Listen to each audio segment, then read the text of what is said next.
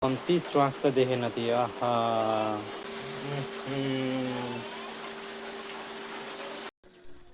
Hello, आज चाहिँ म हल्का बेङ्गे निकाल्न जान्छु होइन। अब मैले चाहिँ बोक्नु पर्ने हुन्छ पानी यति बोक्यो, त्यहाँदेखि गमला है। ओके, र चाहिँ बेङ्गे खोज्नु हिँडेको है, कस्तो हुन्छ। बोकिसकेको छु मैले रोटे बेङ्गेको लागि। अब यता खोज्दै जाने हो, कस्तो हुन्छ। भेट्यो भने चाहिँ ठिकै छ, भेटेन भने खै। चाहिँ बेङ्गेको अचार बनाएर खाने हो।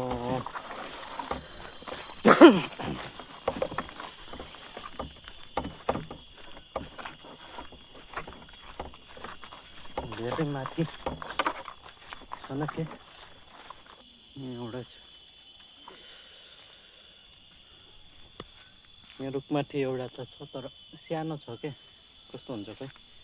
अब यसलाई घोचाले घोच्नु पर्यो, यसलाई चाहिँ टक टक टक गरेर।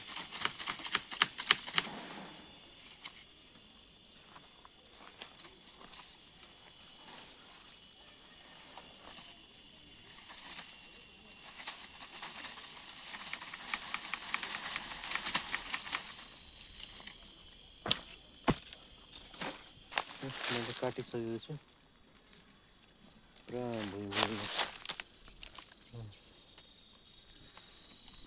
यसको बच्चा चाहिँ कस्तो हुन्छ म देखाउँछु ल अहिले है।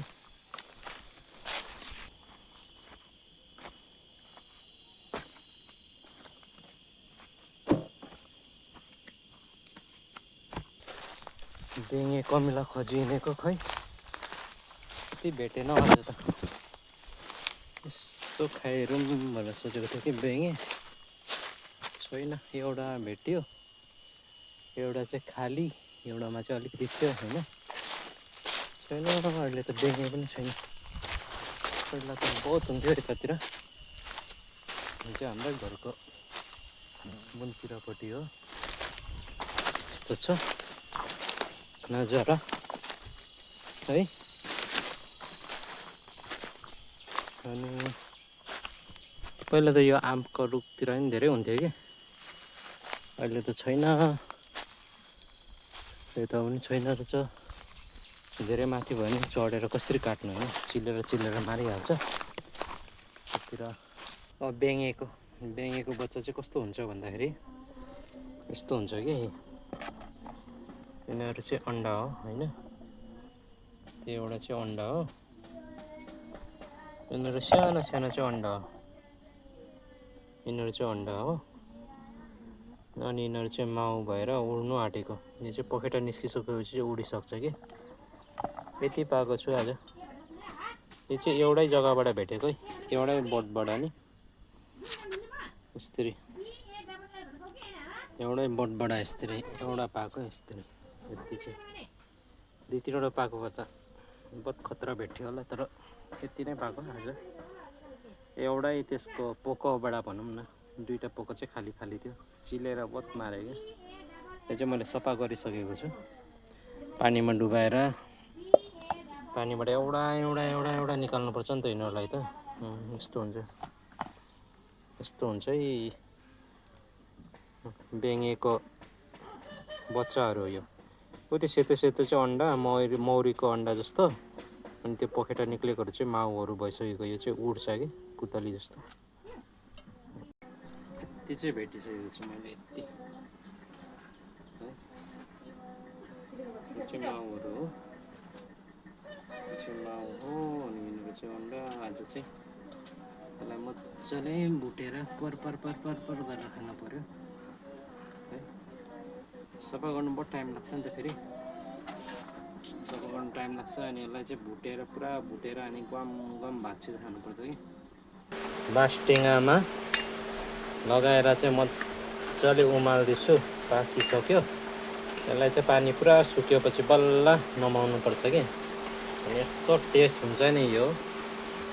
पछाडिबाट लात्ताले हान्दै गर्दा नि एकछिनमा हो म यो बेङ्गेको अन्डा बच्चा फ्राई गर्दैछु।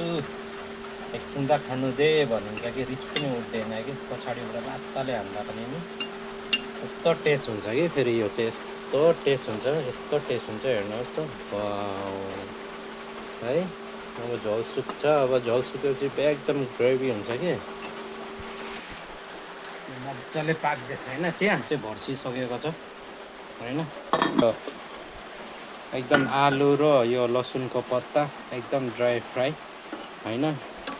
अनि दाल पनि यहाँ मजाले भइसकेको छ एकदम बाक्कुलो है। यसलाई चाहिँ टक्क सिधाले झोल पुरा सुकाउनुपर्छ है।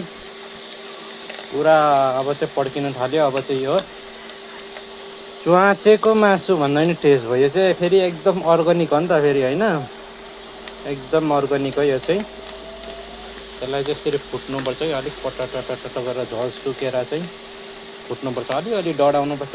पछाडिबाट लात्ताले हान्दा पनि उठिन्न कि यो खाँदै गर्दा त त्यस्तो मिठो फेरि। अनि अर्ग्यानिक माल यस्तो खानुपर्छ कि यस्तो खानुपर्छ ल। एकदम यो चाहिँ सलिड बनिसकेको छ।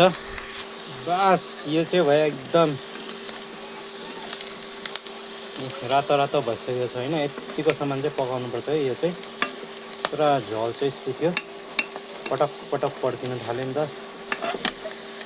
बस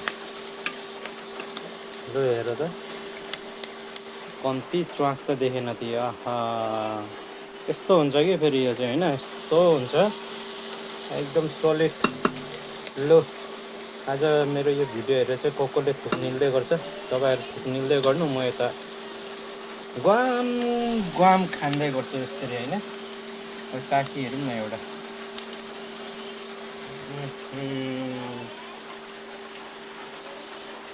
छैन पछाडिबाट लात्ताले हान्ने यस्तो टेस्ट छ त यार। लात्ताले हान्ने पनि थाहा पाउँदैन नि फेरि यस्तो अर्ग्यानिक माल खाँदा त। लु भयो यति भए। लु thank you very much video हेर्दैको लागि।